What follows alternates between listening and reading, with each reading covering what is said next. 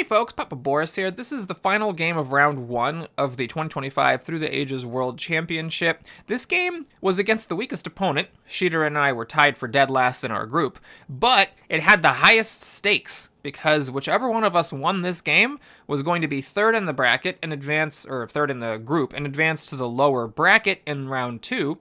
So we'd get to see another round in the championship, and then whichever one of us lost would be in 4th place and would almost certainly, though the format's kind of weird, not necessarily be knocked out of the tournament. So I really wanted to win this one. I had beaten him in the 4-player games. He had beaten me in both 3-player games. We were in a dead heat. And in the first round, the draft, we got a power board, library, and pyramids, arguably the two best Antiquities Wonders, and Confucius, a fantastic leader. Sheeter picked the leader, and I think this was the worst choice. I kind of understand why he picked this, because if you pick one of the wonders, then your opponent gets the other wonder and Confucius. So, in a 2-player game, you know, like a kind of attacking mentality, screwing over your opponent is a lot more significant than in 3 and 4-player games, where it's often because of game theory a mistake just to screw over one opponent. Here, you hurt your opponent, it's exactly the same as helping yourself. But the problem is, your opponent is still getting a really good wonder. They're getting the wonder of their choice. Because these wonders are both in the discard area, you are not going to get one of these wonders. And not getting one of the best wonders in the game for the age is way worse than letting your opponent get this leader specifically. Especially since there is another good card here. Urban Growth is a great thing to take in the draft.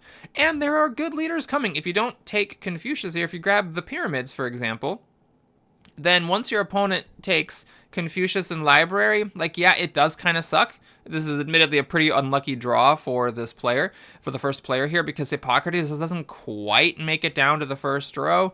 But, I mean, you have options. You can just suck up the 2 actions and take him or Ashoka, or Ashoka will be there on your second turn if you're willing to wait. And Ashoka's a leader you don't need to play on turn 1 anyways.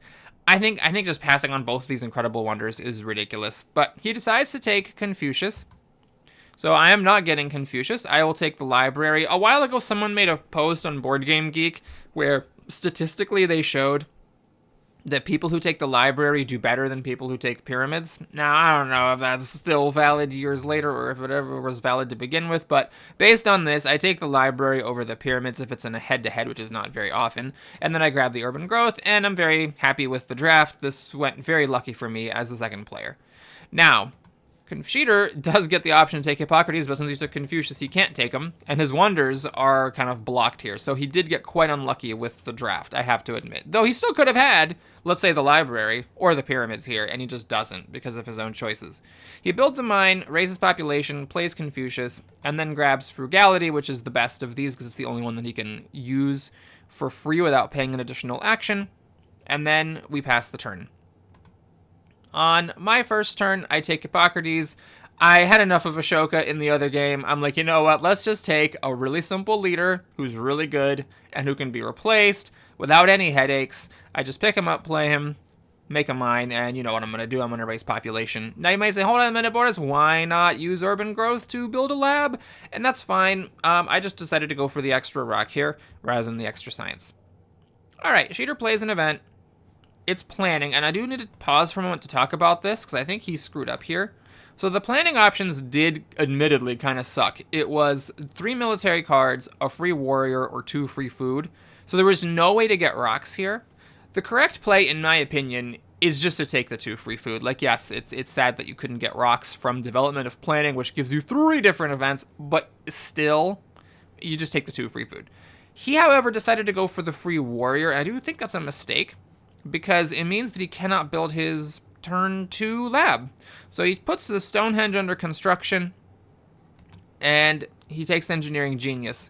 This is also really silly. Like, we gotta talk about this. So with Stonehenge and having 2 actions left over, you're actually in great shape. You can just build the first 2 stages. It's not often that you get to do this with an AJ Wonder, being able to spend 2 actions to make 2 stages with just 3 rocks. So I think you should have done that, because this wonder does take more actions than usual. Well, 1 more. And getting ahead of it on turn 2, which is often that turn where you have a weird extra action you can't spend, would have been really fantastic. If he was going to choose to build a warrior for free with the development of planning and not build a lab.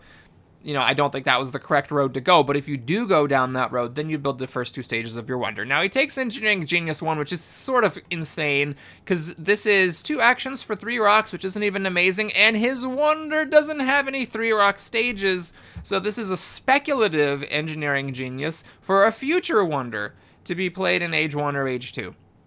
Now, I don't think it's correct to speculate like that. He should just build the first 2 stages. Now, I think I know why Sheeter did this. This card right here, if you don't take it, goes to the first row, which means that your opponent gets to take it for 1 action, and it is really strong to get a single action for 3 rocks, and I do have the library, which has a 4-rock stage.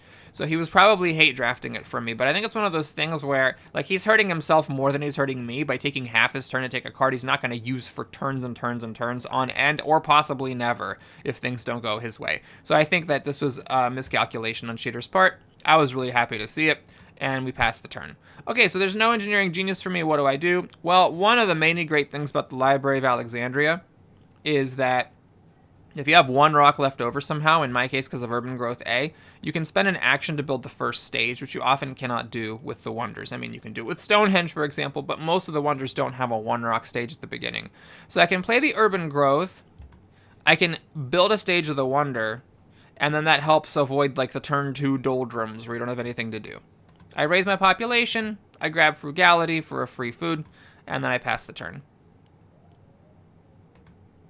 Okay, Sheeter plays an event. We all get 2 science. He plays the Fighting Band, so he's going to go for a little bit of Confucius and power here. Builds Stonehenge completely, which I respect. I respect the principled move of just building your wonder. Now, you could say, well, hang on a minute, Boris. Wouldn't it have made more sense to build a lab? Because the Stonehenge science is temporary, whereas the lab science is permanent. I mean, you're getting the extra 6 science at some point regardless, but you're never going to get back the 1 science you didn't get because you didn't build the lab. And that's true, but there's some good stuff coming down the pipe, and maybe he thought, like, let's prioritize finishing my action debt and then paying a science for the trouble. A science is an okay thing to pay when my wonder is giving me science, and we got the 2 science event. So I actually like this move a lot, and we pass the turn. On my turn, I make a miscalculation. I put the inhabited territory into the deck, thinking that maybe there was a world where I could, like, research cartography. I don't know why I thought this. It was evident from the other games that my opponents all loved colonies. Sheeter is swimming in science. I don't know why I thought he was not going to take cartography. I just don't know why I did that. It was very foolish. At the very least, I should have waited. I should have not played an event this turn and then seen if I could get cartography and then play the colony. Now, the reason I think I may have pushed it is that what am I going to discard? I have to, discard the heavy cavalry because it's a stupid tactic. Just a stupid one, and yes, we've seen it played twice in these games, but I still think this tactic is dumb. But then what's the other card I discard? Right? Like, I discard a defense card? That feels weird if I'm trying to get a colony later. So I thought, you know what, let's just go for it. But that was a mistake because if my opponent takes cartography, I just handed them, a 2 yellow token colony. Well, anyway, there's not much to do here, so I grab the iron for 2 actions, I research it, and I build it. Just, getting my minds going. This is really early iron, so I'm happy to see that, and then I pass the turn.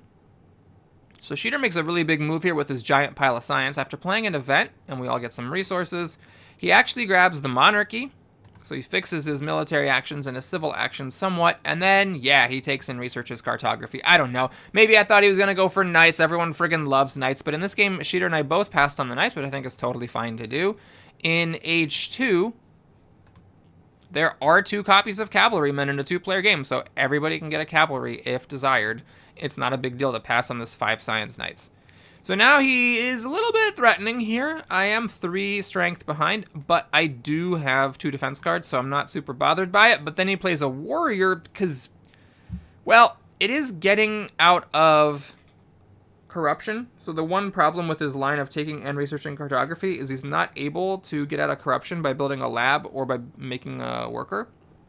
So you could argue that it was wrong of him to research cartography. He should have just taken it and then, like, built a lab to avoid the corruption. But he decides to go a different path. Now he's threatening me. But I do have 2 defense cards. But then he makes another warrior, which I think is just absolute insanity.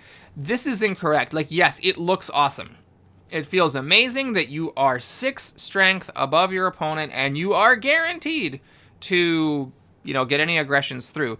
But you're committing 4 warriors, or 4 workers. Your opponent has committed 1 worker to the army. You have committed 4.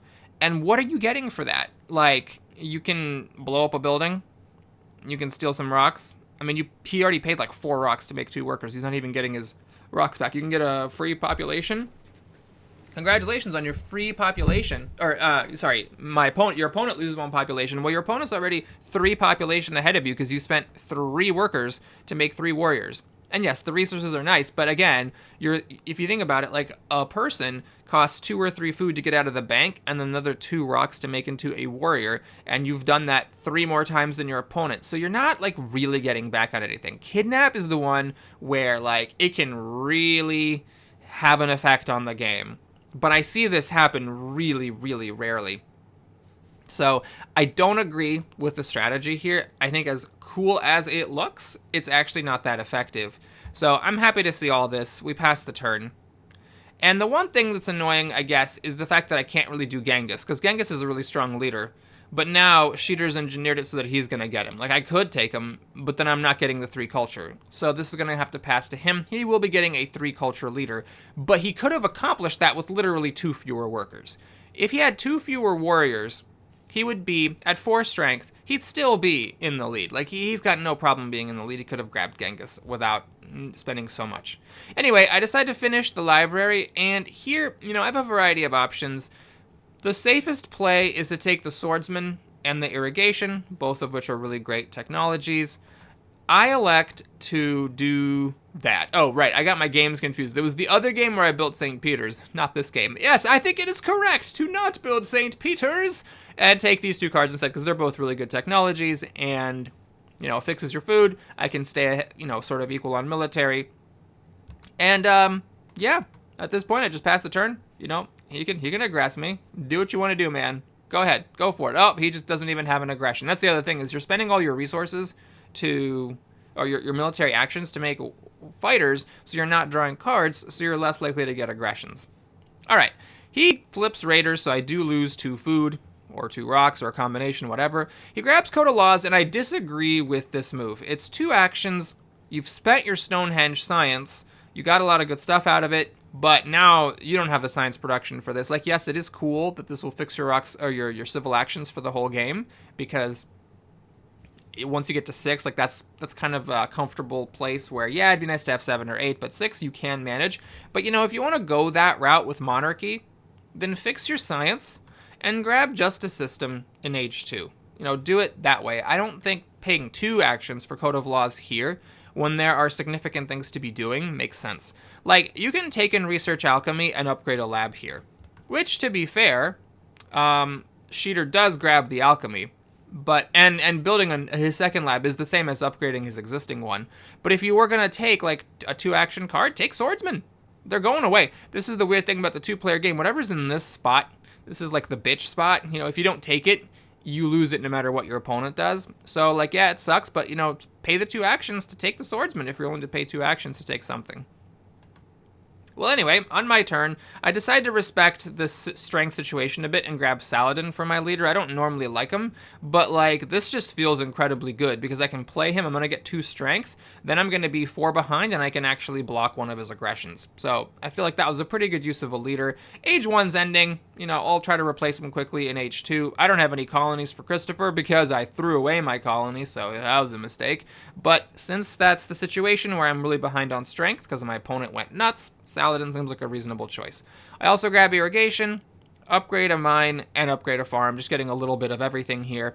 And this does mean that my frugality might be pitched, but I don't care about it that much. Upgrading a farm gives me a food, as does frugality, but the upgrading of the farm is more permanent. So if I were to consider upgrading a farm on this turn, that makes more sense than raising population to make use of this card. Alright, I throw a bunch of crap away. It's Sheeter's turn. No aggression. He just plays an event. We get 1 point apiece.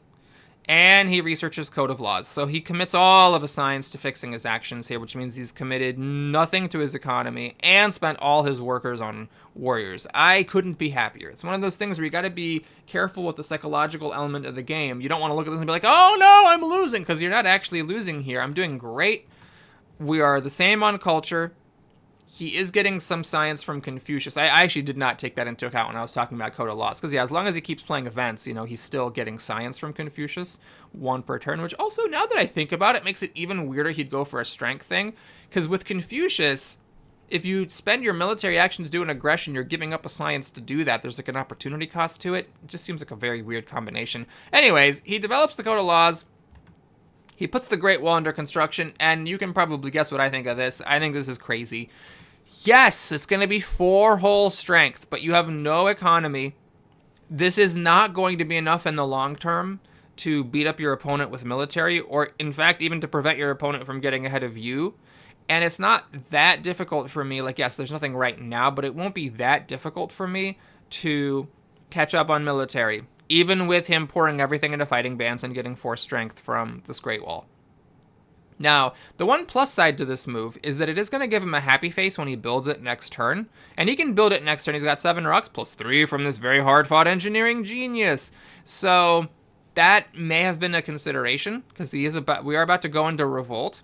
And he's going to have this like awkward 3 food situation. But instead of paying 3 actions to do that, he could have, instead of researching Code of Laws, spent 2 actions to take in, 3 to take in Research Irrigation and upgrade it, and then that would have put him up to 4 food, and after these yellow tokens were lost, he could have then pulled that one out of the bank. That would have been my preferred option for getting rid of the revolt situation. If for some reason you don't want irrigation, you can also take reserves, and then next turn, you can play it for food, and then do that as well. But for me, taking the Great Wall for 3 actions when there are 3, well, okay, fine, let's ignore reserves, 2 very solid yellow cards here, and irrigation that you can take and upgrade right now as long as you don't play Code of Laws, I think that's unpalatable. For his last 2 actions, he does grab irrigation for the future, and he builds the first stage of the Great Wall, so he is setting himself up so that he can build a stage, use Engineering Genius, and build the final stage next turn, and then that's it. Passing the turn, and since he took 2 cards, we do end the age right now, so I lose my frugality. I don't care about that. Don't get stressed about using your Antiquities yellow cards, except for maybe Engineering Genius, which is 2 rocks. It's not worth contorting yourself to avoid other problems. Alright, so on my turn, I just finish upgrading my mines, I finish upgrading my farms. I have 2 actions left over. What to do? Well, I raise population, finally, although without frugality, and then here, well, let's take a look at our leaders to decide if we want to take drama. And the answer is, holy crap, we want to take drama. We got Bach and we got Gaudi waiting in age 2. Nothing for age 3 except for Ian Fleming, but that's not a super high interaction with drama. So I still take it because there's 2 in age 2 that care about drama. And maybe if I had an extra action, I would have taken printing press and that would have opened me up to Shakespeare. But this is completely fine. I keep the strength from Saladin, and I pass the turn. Notice the library, by the way, is extremely handy. It's letting me keep an extra card. Well, there's the inhabited territory I put in because I'm dumb. So Sheeter wins it for just a warrior and a defense card. He grabs iron. I don't know about this. His science production is not great, and at this point, you might as well just wait for coal. I do understand the motivation because for some reason they made it so that in age 2, there's only one of the production technologies. So if your opponent hate drafts it, then you're in trouble. The thing is, I only have 4 actions, so it would take a little bit for me to be able to hate draft coal. I'd really need to like either just tank my turn, or I would need to get a government first and then hate draft the coal. But my science is not amazing, so the odds of that coming out in that way are not that great. Well, okay, there is Republic right here, so I could take it, wait a turn, play it, and then hate draft coal. I would have taken that risk here instead of committing to a 5 science play that I don't have the science for. What I would have done instead here is I would have researched alchemy and upgraded a lab, and then taken urban growth to make it easier to upgrade the other lab. Now, maybe he was saving his rocks for the wonder. Thanks to the colony, he doesn't need to make it this turn, although it might have been correct to just make it this turn anyways. But he decides to research the iron, so now he can't even get alchemy and upgrade a mine. I would have done it in the other order, especially since he's also planning to take and play Isabella to get an extra rock per turn. That puts less impetus to get more rocks. I think the move here was to research and upgrade alchemy, or build the wonder. This would be the third thing that I would do in this situation. Right, the turn passes, I play an event, we get rats. It looks like it's equal or maybe a little worse for me, but that's not the case because I've already got 2 farms. and Sheeter does not. Sheeter's still working on bronze farms. So I'm actually totally fine with those rats. I didn't put him in, but I'm completely fine with the fact that Sheeter did. I think it screwed him more than it screwed me. I grab the Republic, and it actually is very lucky for me that Republic was so early. It was the 4th card in the deck. It's a big, big deal that this was here, because I also take the, after making a fighting band and getting ready to make another warrior, I take Breakthrough. So I spent my whole turn taking 2 cards, but they're very significant cards. I had Dark Ages and I tossed it, so I know that Dark Ages is not a threat. Sheeter cannot aggress me right now, so I know that I'll be able to do Republic and fix my civil actions next turn, and then that's a really, really huge deal. Now, I actually messed up. I want to point this out. The previous turn, I should have actually taken Fighting Band with the 2 actions to copy it from the Common Tactics pool. And then this turn, I could have actually made a warrior with the Fighting Band and tied Sheeter. So I did mess that up. I died. It was like, well, better late than never, but I should have done it a turn sooner, the copying of the tactic. It just didn't occur to me. All right, so Sheeter plays an event, and it is Call to Arms, the card that arguably made me lose the game to Sakich. But in this case, it's not a big deal. So I got extremely fortunate that the Republic was there. Had the Republic not been there, this would have been backbreaking, and it might have made me lose the game just like it did against Sakich. But in this case, okay, he flips that amazing event for him. He builds the Wonder. So he's got that finished. And what to do now with his extra actions? He can't really upgrade it. Well, he cannot upgrade a mine. Can't research either of these things. What is there to do? It's a tough situation, but you know what I would do? I would take the cannon, because it's cannon, and you really want to make sure that you have access to the Age 2 military technologies, or at least, 1 or 2 of them. For the final action, take Team Sports to fix your Happy Faces, or Organized Religion if you prefer. Those would be my picks. Not for Sheeter! Sheeter grabs Engineering Genius. He's fine on rocks.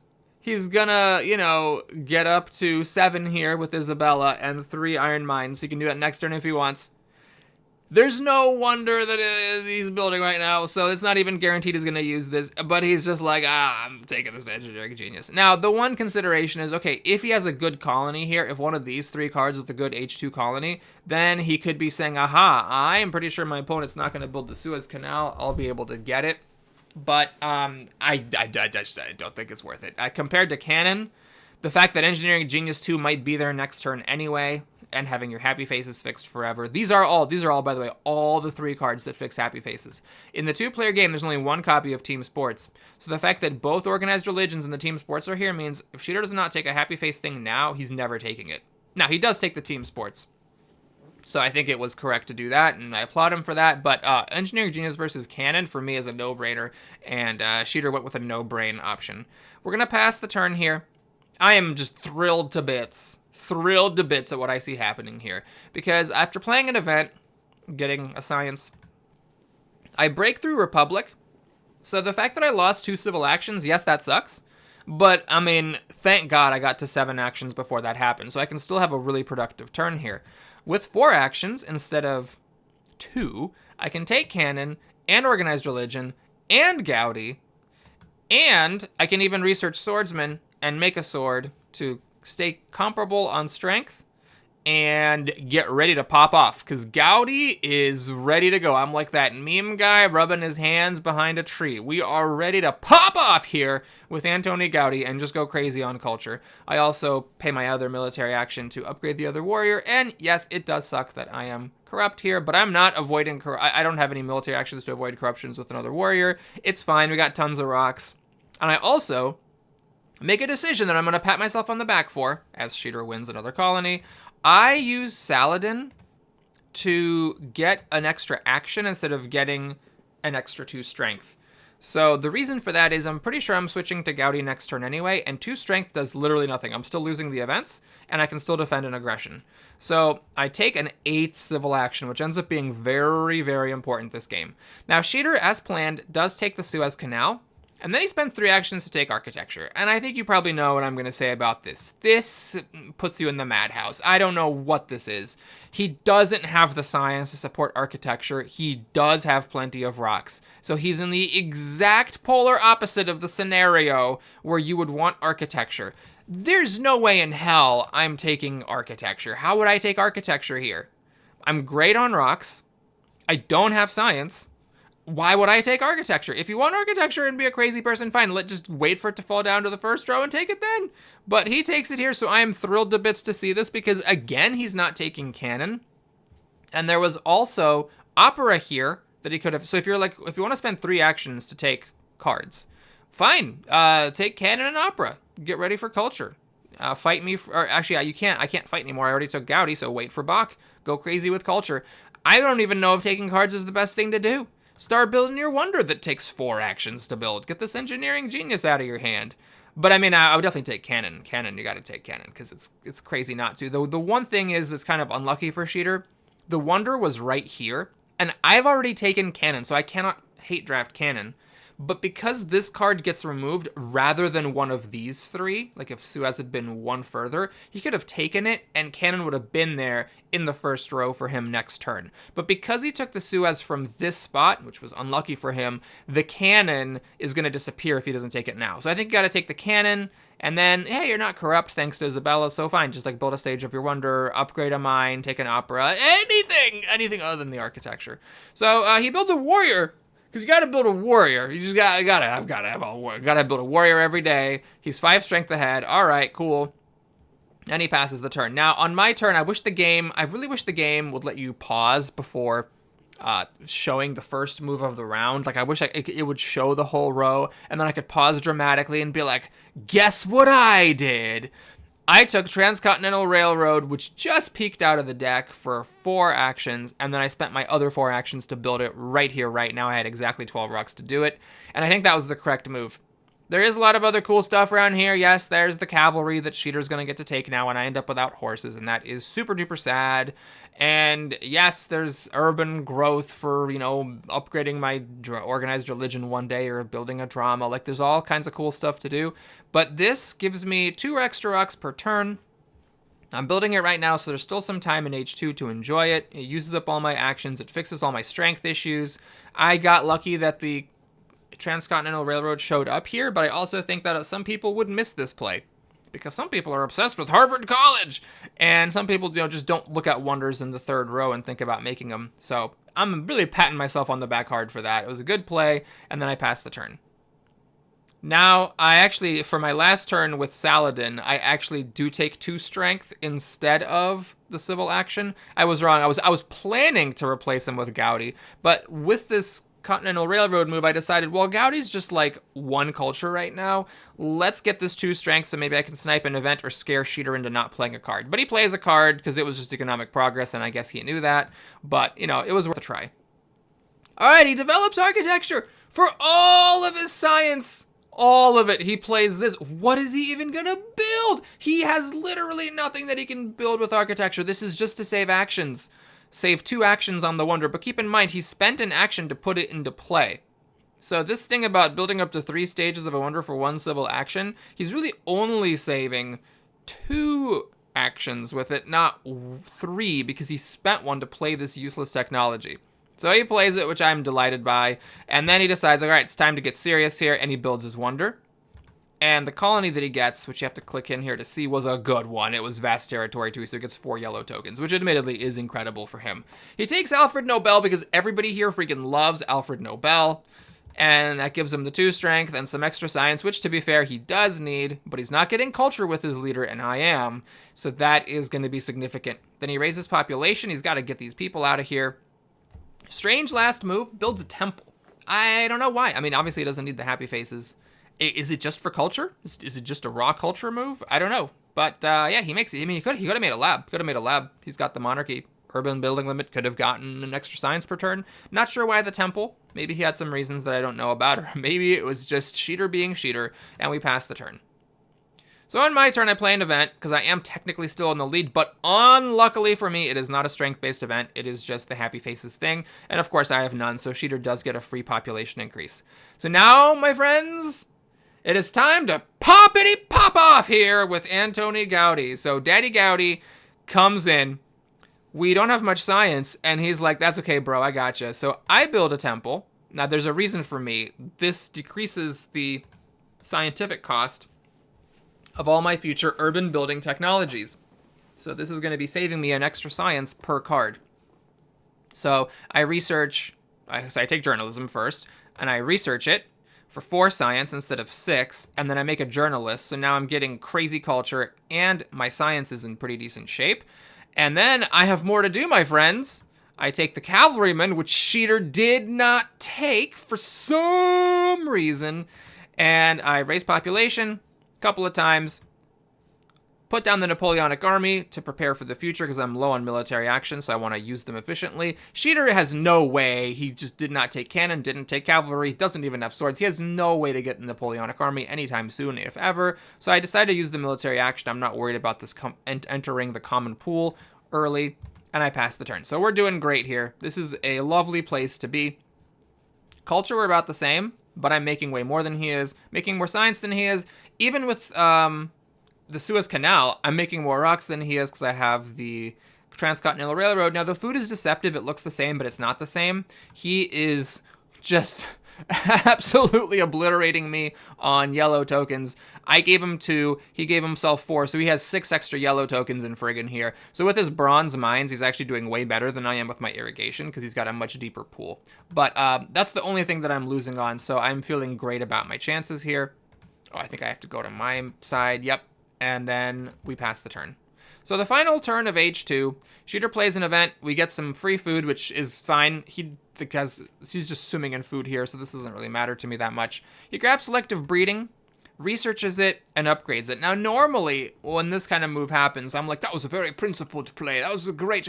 But here, why would you spend your turn and all your science getting more food? You already have more food then you know what to do. Is you're like literally drowning in food. So I would have, instead of doing that, researched alchemy before it disappears and upgraded these labs.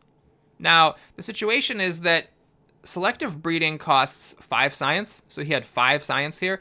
If you had 6, okay, then sure, take scientific method and research it. Hell, taking scientific method and then just burning all this food to get yellow tokens out of your bank before the age flips, that might have been better than researching the selective breeding right now. I'm not saying you need to not research it, but researching it and upgrading it, that's a rock and action expenditure I don't think is needed here. In any case, he upgrades both farms, which I think is like double the wrong. Grabs a scientific method for now 2 turns from now because he committed the 5 science to this, so he can't even get this next turn. It's in 2 turns. And he grabs reserves. He's already corrupt, and at this point, raising population wasn't going to get him out of it. But if he had just like used all this food up, then he would have avoided corruption without having to spend all these resources upgrading these farms. And you might say, hold on a minute, Boris. He was getting out of corruption by paying his rocks. That's sort of true, but the thing is, these iron rocks are 2 rocks for a blue token, whereas all the food he was spending was a 1-to-1 ratio. So I didn't get it exactly, but I'm pretty sure he could have gotten out of corruption just by blowing through all of his food stores and, like, I don't know, upgrading his mines if he needed to. All right, so it's my turn. My last turn of H2. I get drama down, which is free science-wise due to Gaudi. So I've already saved 2 science plus 3 is 5 science from this leader. He's like a secret science machine. And then I'm not done after taking Rifleman, just to make sure Sheeter doesn't get Rifleman.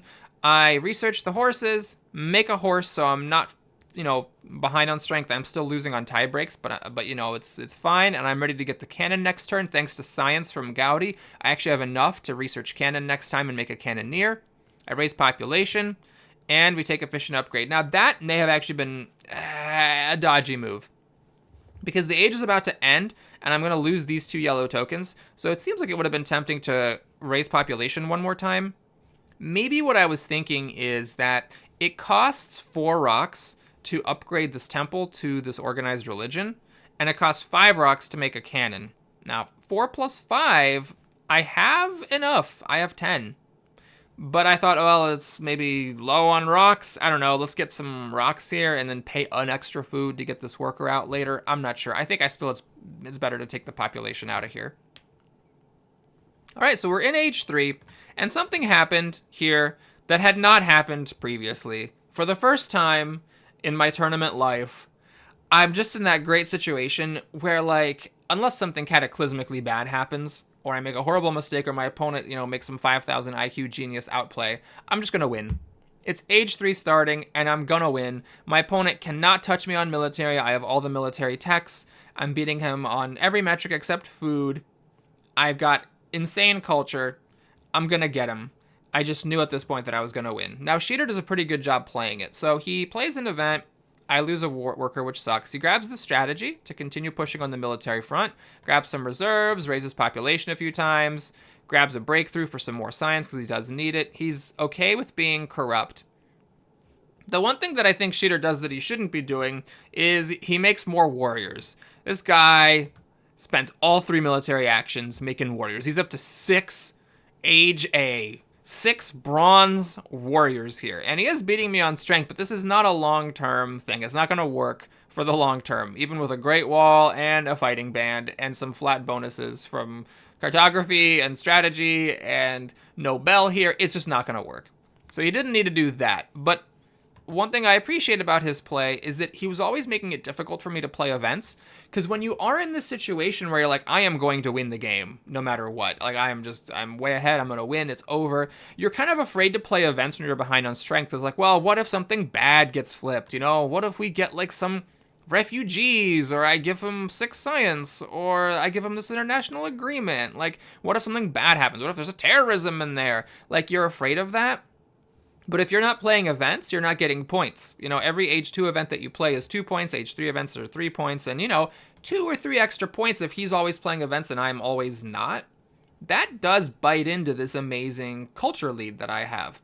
So kudos to Sheeter for making sure he was always a little bit ahead on strength. He just didn't need to be this much ahead to scare me out of playing events. In this case, I didn't want to play more colonies to him because he's got the cartography. But, you know, had I had an event, I would have thought twice about playing it. Anyways, I research canon, I research organized religion, which is now 4 science less, so I've like saved 9 science with Gaudi. Gaudi is just truly a ridiculous leader if you're in the position to be able to make a lot of different urban buildings, which is sometimes not the case, but if you are, he's just completely bonkers.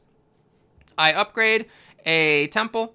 You'll notice I have more than 3 rocks left over. I did not need that efficient upgrade in order to upgrade the temple. Oh my god, I forgot I had Hippocrates.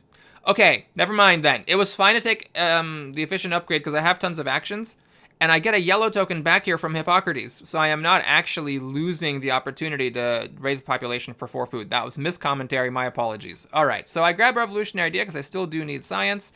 I grab oil, and I raise population. Now, I applaud myself for this move, not because it's a subtle move, but because it's a move I often don't make. I have a blind spot to Age 3 production technologies. I pretty much ignore them. But in this case, oil goes really well with Transcontinental Railroad because instead of going from 2 to 5, which is an increase of 3 rocks, it's doubled with the railroad, so it goes from 4 to 10. It's an increase of 6 rocks. And this is really early. Like, this is the very front of Age 3. Age 3, oil was the 3rd card in the deck. So I think that since Revolutionary Idea was here to let me do it next turn, it was the correct play to do this. I think a lot of players would notice that. I just often don't, and I was glad that I noticed it here. All right, I passed the turn. Impact of Culture is an amazing card draw. I was so happy to see that. We get Freedom of Movement, which I can't really use. Sheeter uses it to just upgrade one of his labs. He plays Strategy, raises population some more, raises population some more. I mean, yes, he's got to get all these tokens out of the bank. He grabs some reserves, some patriotism, and he does not make any warriors. But he's keeping just ahead of me on strength to make me scared about playing events. In fact, I get scared out of playing Impact of Culture, which I think is a mistake. I should have just played it. Yes, it sucks if refugees comes. Yes, it sucks if he gets, 6 science from the Cold War. But I think if you're like afraid of playing all the events, you're going to lose way more culture from not playing events every damn turn than you are from whatever bad things could have happened that come out of the deck. So I should have absolutely played this because it's a guaranteed, it's a guaranteed like 10 points for me. Plus the 3 from playing the event. It's a 13-point swing because I'm gonna be ahead of him on culture no matter what at this point. But I don't play the event. I play Revolutionary Idea.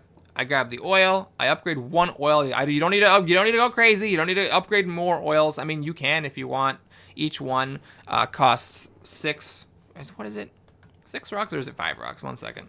5 to 11. Yeah, each one costs 6, and he gets 3. So it's, after 2 turns, you break even. Then after that, you start making an excess.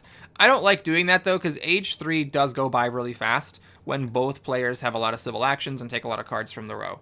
So what I decided to do instead is I just make a cavalry man. I want to get ahead of him on strength. And I want to, do this not just for that, but because once I get another cannon and I have 2 of these tactics, it's going to be borderline impossible for him to do anything against me militarily, and I actually start threatening him.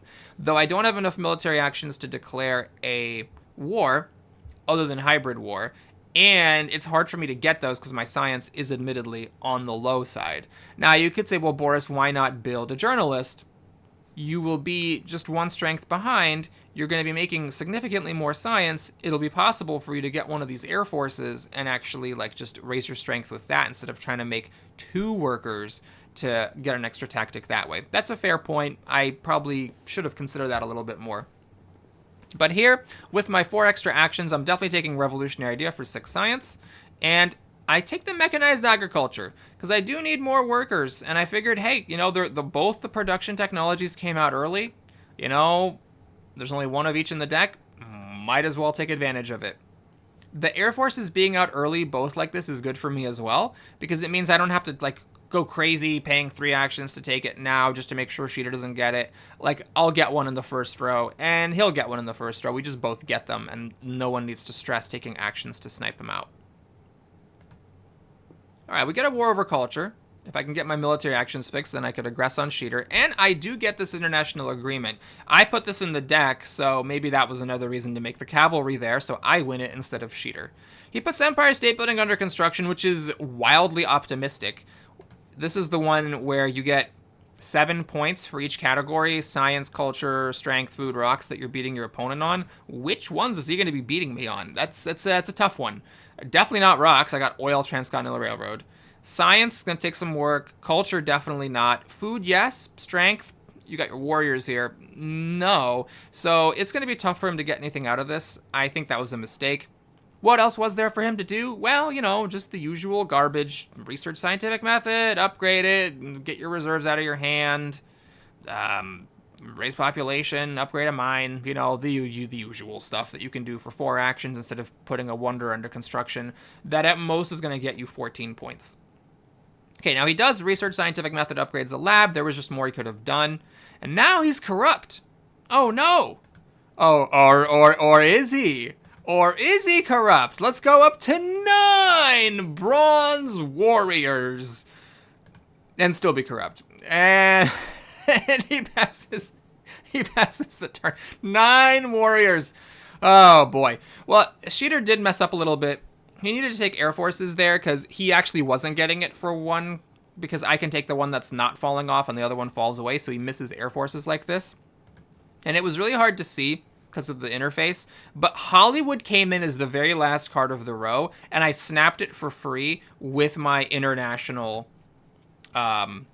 what's that called? International agreement, where you can spend up to 5 actions just to take cards from the row. So I get a free Hollywood Wonder under construction, and well, we got multimedia and movies right here. We are ready to pop on off with it.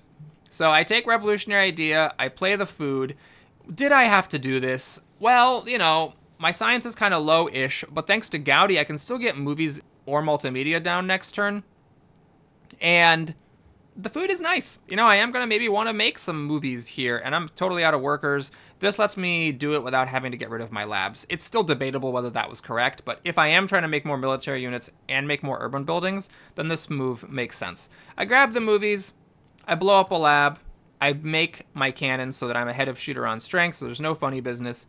And I build the first stage of Hollywood. Maybe I could have considered taking multimedia here, but, we're getting near the end. I figure, hey, you know what? Journalism and movies is good enough. Let's just stick with that for now and pass the turn. One frustrating thing about oil is that even when you are just making a totally ludicrous number of rocks, it's still not infinite. Once you start building movies and things, you still run out of rocks just as soon as you ever did. So it's one of those things where I think maybe multimedia would have been a little bit aggressive, especially since I already have journalism. So the movies, I think, was the right card to take. Alright, he grabs Marie Curie. This is the weird one that just gives you a bunch of random crap. So some science, some strength, some culture, all that good stuff. He decides to play her right away, so now Nobel's thing is active. He upgrades his other lab, raises population, builds a 3rd lab, makes sense. You want lots of science to research multiple things per turn to get the bonus. Takes the reserves, passes the turn. I'm not going to commentate too much on Sheeter. I think the 9 bronze warriors is the highlight of his game, And at this point, I mean, he's just got no way to catch up. He can't aggress upon me. He can't declare war on me. And I'm going to make a ludicrous Hollywood and win the game. I did fight for this historic territory, but, you know, he's got warriors to spare. So he just chucks away a couple of them with some defense cards and gets a 22-point swing against me.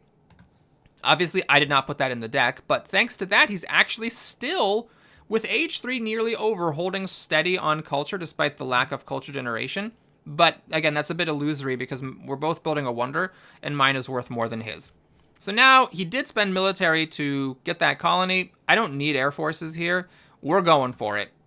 We're going full culture, juicing up Hollywood as much as we can. I make movies. I build a fresh movie from scratch. I grab urban growth and the other urban growth so I can, at the very least, upgrade drama to a movie, if not build a whole new movie. And then I grab engineering. Oh, I don't? Oh, I should have definitely grabbed engineering genius. What the hell was I thinking? Not taking engineering genius. This is 5 rocks. And it's really good for Sheeter. I should have taken engineering genius. What the hell did I do? I blew up a mine and made another theater. Yeah, I get it. I get it. Yep, that makes sense. Get more culture. I didn't need this extra culture right now, though. I should have taken this engineering genius here. Holy crap.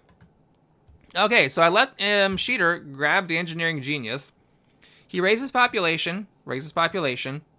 Plays more reserves. He's getting food, he's getting rocks. What's he doing with those workers? What's he doing with these rocks? What's he doing with them? He's taking democracy, researching it for some culture, and playing some more reserves, and making warriors. Gotta get back up to 8. Gotta get back up to 9 bronze warriors. And what's really weird is he doesn't actually take engineering genius. It's like that scene in Pulp Fiction where the guy shoots at Samuel Jackson and John Travolta and like the bullets go everywhere but them. It's like pow, pow, like doing everything except taking the correct card here. This is 5 rocks for your 1-stage wonder. Why would he not take it? I got away with murder there. I should have absolutely taken it, and I should have not had it to take for 1 action the following turn. All right, so we're in age 4. What to do?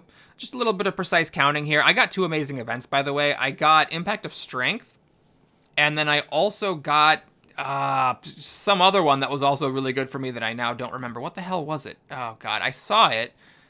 The interface doesn't show it to you. Anyway, Sheeter didn't want to bid for the colony, so I bid for it. I was okay with it. I got some workers, which I actually need. I make a swordsman. I grab Ian Fleming, who's worth 5 culture. And that 5 culture is attached to the buildings, which means it's actually an extra 10 points with Hollywood, so it's really, really sick. I make an age 1 theater, go to age 3. I make an age 2 library. I grab this engineering genius, which should not have been here. And notice I counted very carefully. I'm actually going to be able, with 14 rocks, and this engineering genius, that's 19 rocks. I have 8 rocks left over, so I can actually upgrade my last drama or build another theater or build another library. I think it's basically the same, other than the science production, and then still also make a Hollywood next turn. And then I grab satellites. This is in case of Impact of Progress. The reason for satellites over military theory is that though I can research military theory, Sheeter can't.